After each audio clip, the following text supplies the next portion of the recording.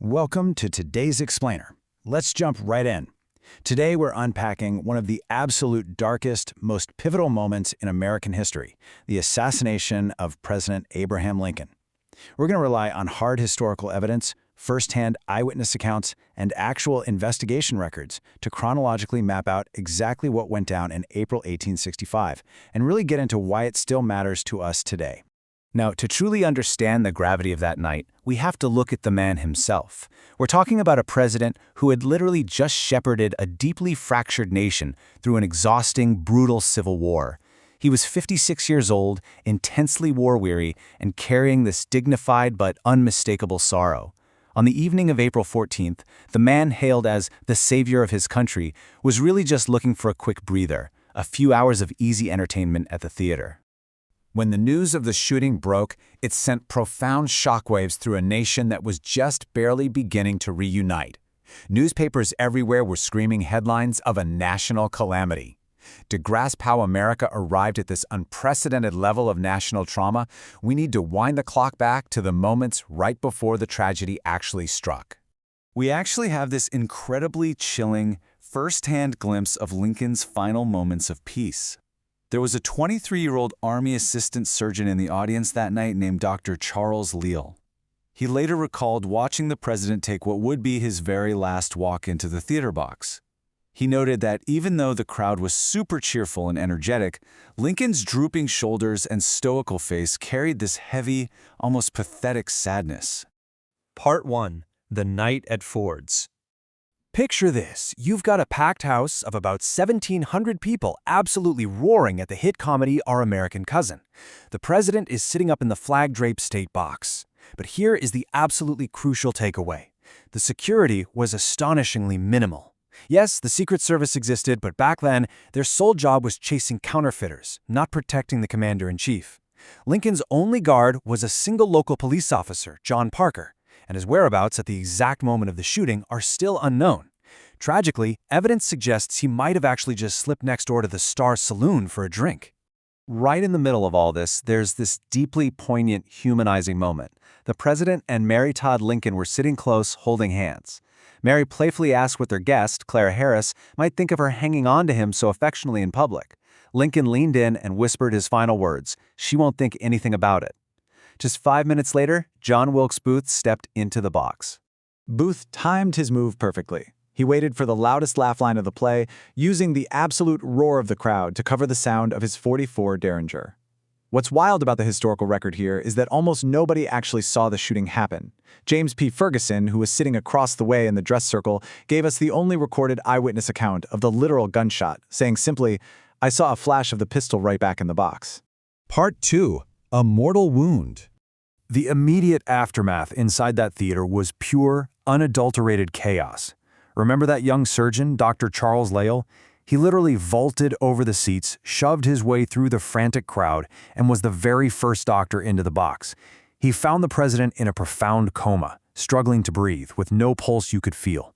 Dr. Leal immediately took charge, but his on-the-spot assessment was devastatingly accurate. The wound was mortal. Recovery was impossible. Knowing they couldn't take him far, Dr. Leal decided they needed to move Lincoln to the nearest possible bed, so they carefully carried him out into the street and into the Petersen boarding house across the way.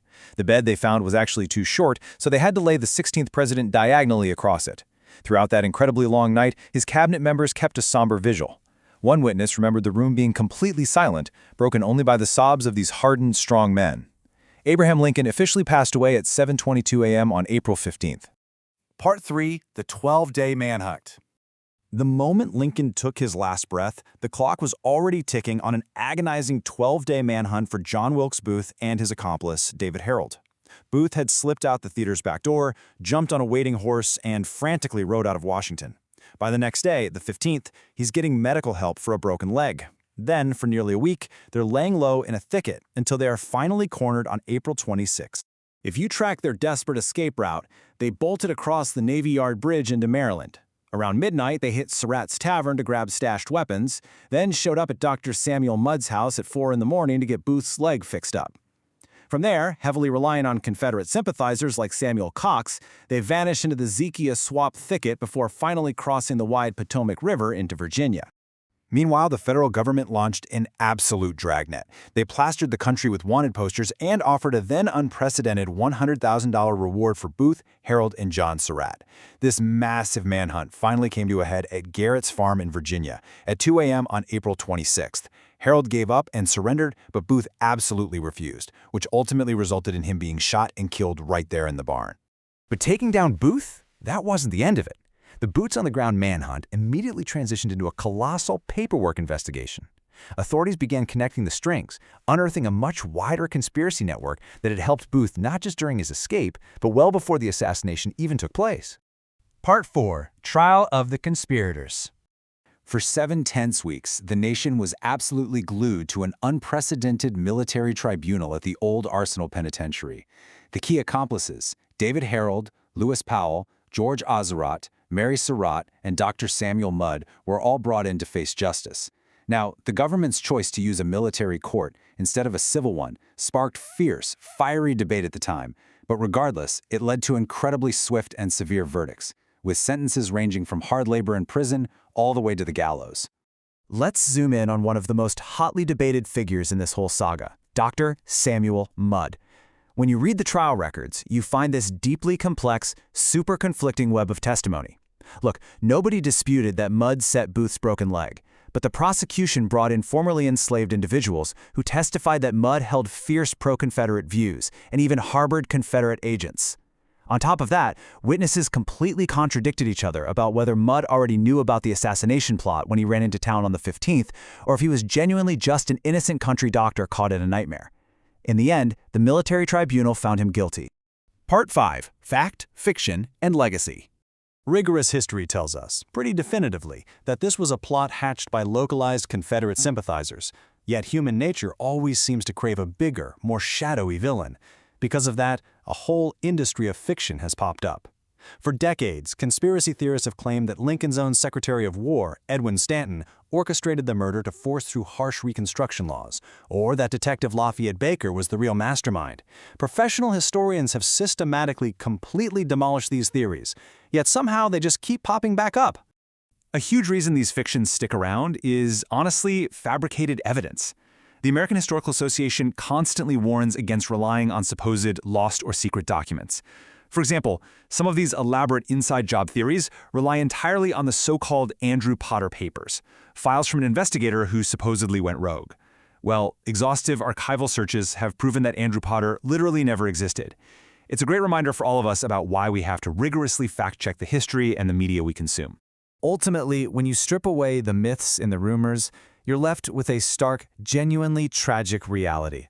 Properly honoring the 16th president means recognizing the massive crater his death left behind.